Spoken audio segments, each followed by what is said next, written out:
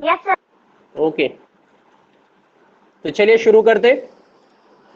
Chapter जो हमारा था दैट वाज चैप्टर नंबर 5 और क्लास हमारी जो थी, ठीक है, वो आधी हो चुकी थी इसमें। So we have to start the further. आगे जो चीजें बची है उसके बारे में आज आपको बताने वाला हूं। ध्यान से देखते रहिएगा और समझते रहिएगा सारी बातों को, ठीक है। सारे बच्चों का ध्यान मेरी तरफ रहना चाहिए, मतलब बुक पे अपने, और आवाज सुननी है मेरी सिर्फ। बाकी सबका जो वॉच आउट है वो अपने नोटबुक पे रहेगा, नीचे बुक पे रहेगा। तो लास्ट टाइम हमने बात की थी हीट के बारे में, और हीट के मोड्स मैंने आपको बताए थे कि कितने मोड्स होते हैं हीट के, ठीक है। तो इसमें से जिन जिन बच्चों ने लास्ट क्लास अटेंड की थी उनको पता होगा। आज हमें स्टार्ट करना है आगे का टॉपिक, जिसमें मैं आपको बताऊंगा कि 3 डिफरेंट मेथड्स होते हैं बेटा हीट को ट्रांसफर करने के, और उन मेथड्स के बारे में आज आपको सीखने को मिलने वाला है। यू जस्ट ओपन, आप अपने पेज नंबर 52 को ओपन कीजिए बुक पे सारे बच्चे। यहाँ पे एक एक्टिविटी दी हुई है, उस एक्टिविटी में एक्टिविटी नंबर 2 डला हुआ है, जिसमें आपको बताना है कि conduction of heat through the solid.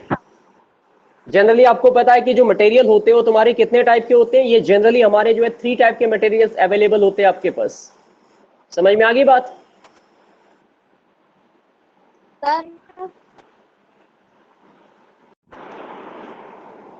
हाँ बोलिए बेटा। सर एक बार कंडक्शन। ये तुम्हारा रिकॉर्ड भी होता रहेगा, बाद में तुम इसी ऐप पे जो है, ठीक है, इस रिकॉर्डिंग को दोबारा देख सकते हो, जिसका भी मन करे बाद में आप इसको देख सकते हो यहाँ पे, ठीक है। चलिए बेटा, मैं आपको एक टॉपिक बताने वाला था, एक्चुअली एक्टिविटी है जिसमें हमें ये पढ़ना है कि जो सॉलिड्स होते हैं उसके अंदर किस तरीके से हीट का कंडक्शन होता है। दैट इज द टॉपिक जो हमें पढ़ना है यहाँ पे, ठीक है।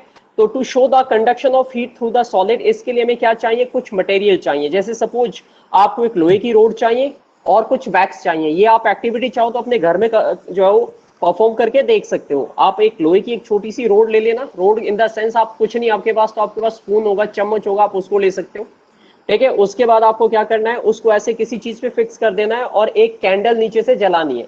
उस लोहे की रोड पे आपको क्या लगाना है, वैक्स लगाना है, यानी कि कैंडल का वैक्स निकाल के उसके ऊपर चिपकाना है पहले।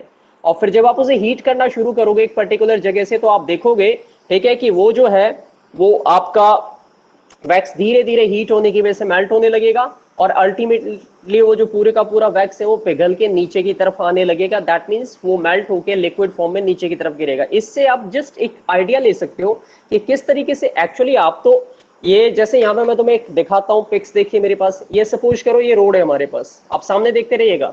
और यहाँ पे इस वाले हिस्से पे सपोज करो ये मैंने लगा रखा है वैक्स, और मैं इसे हीट कर रहा हूँ इस पॉइंट से, इस वाले से, यहाँ से।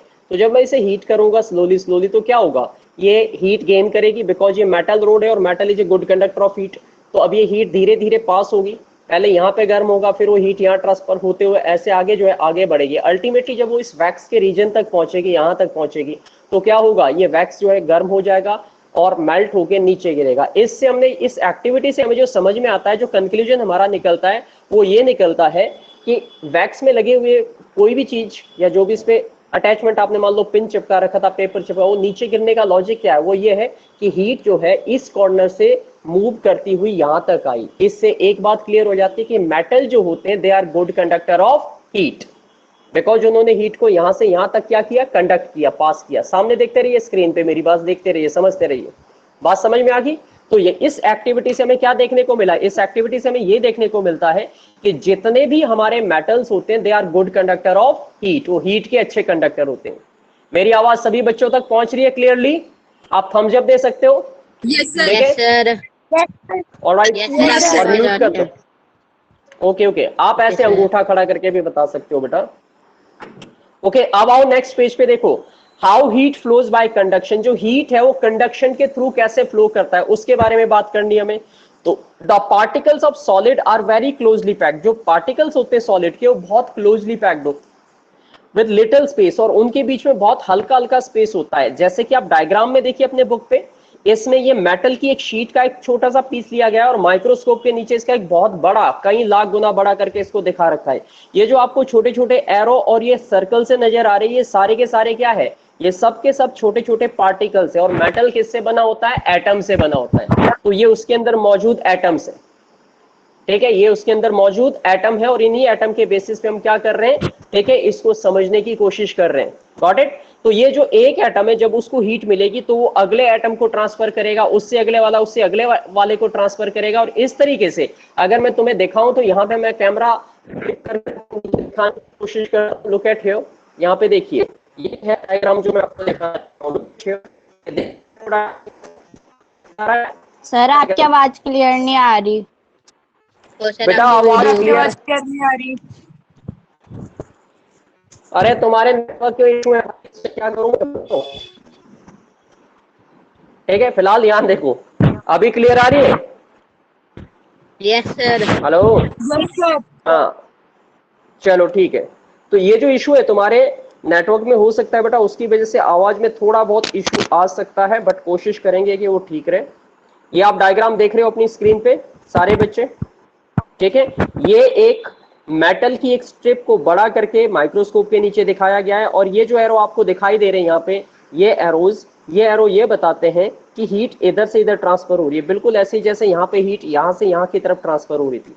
और इससे पता लगता सॉरी इससे पता लगता है कि जो हीट का ट्रांसफर होता है मेटल में, वो कहां से कहां की तरफ होता है? जहां वो ज्यादा होती है उधर से जहां पे कम होती है उधर की तरफ होता है। समझ गए ये बात? और अब यहाँ जो लिखा हुआ है उसे भी देखिए, आपको बुक की जरूरत नहीं, आप चाहो तो सीधे का सीधा यहाँ देख सकते हो। लुक एट हियर, ठीक है? स्क्रीन पे देखते रहिए, अपने स्क्रीन को ही सीधा देखते रहो।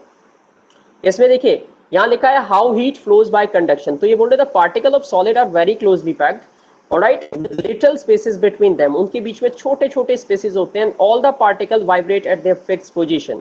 जितने भी पार्टिकल है, हीट की एक टेंडेंसी है, जब भी हीट किसी चीज को गर्म करती है बेटा, तो उन पार्टिकल को एक एनर्जी मिलती है, उस एनर्जी को बोलते हैं काइनेटिक एनर्जी। और उस काइनेटिक एनर्जी की वजह से उन पार्टिकल को एक खास तरीके का मोशन मिलना शुरू हो जाता है, यानी कि वो अपनी ही पोजीशन पे इस तरीके से नाचने शुरू होते हैं, हिलने शुरू हो जाते हैं। और उसी मूवमेंट की वजह से जो वाइब्रेशंस पैदा होती है, वो एक दूसरे के बीच में गैप पैदा करते हैं और एक दूसरे से दूर होने लगते हैं।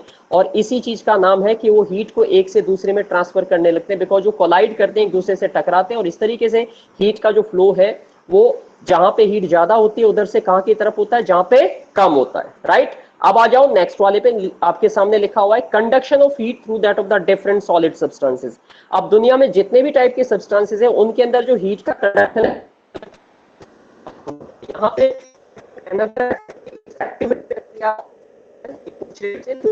कंडक्शन थ्रू द सर आपकी आवाज क्लियर नहीं आ रही। सर क्लियर, मुझे आवाज ही नहीं आ रही। अब आ रही है? अरे यस अभी सर। आ रही सर है? अब आ रही है। Yes sir. Yes sir. Study the conduction of heat through the different solid substances के। अगर आपको हीट का कंडक्शन देखना है तो आपको कुछ चीजें लेनी पड़ेगी। जैसे आपको तब क्या होता है, लकड़ी की चीजें लेनी पड़ेगी आपको, लेना पड़ेगा आपको। प्लास्टिक के घर में होंगे, स्टील चमचा के लिए प्लास्टिक के मग ले लीजिए, ठीक है? इसके अलावा व्हाटएवर वाटर ले सकते हो, आयरन ले सकते हो। इन सभी चीजों को इस तरीके से करना है। लुक एट इट, ऐसे ये क्या करें, देखो यहाँ पे अंदर आपको बता